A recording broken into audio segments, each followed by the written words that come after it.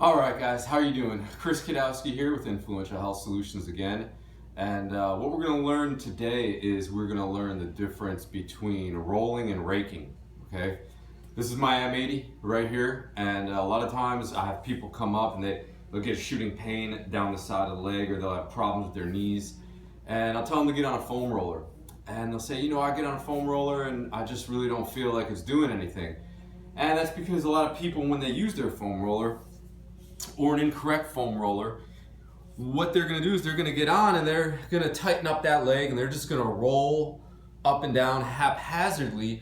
They're not really paying attention to getting into the tissue, lifting the skin, breaking up knots or adhesions. All that they're doing is rolling up and down because that's what they think that they're supposed to do in order to get better, okay? But in order to really break up tissue, muscle tissue is very, very strong. We need to be a little bit more aggressive than that, and a lot more thought needs to go into it. So what I teach people to do, number one, is when soft tissue gets tight in the leg, I find that it actually pulls up towards the hip and then it starts to rotate to the outside, okay? This is what starts to cause a lot of that lateral knee pain because then our kneecap is not tracking properly, all right? So what we want to do when we get on the roller is we want to do a little bit more of a raking action than a rolling action. Start at the top of that hip, right below your hip bone.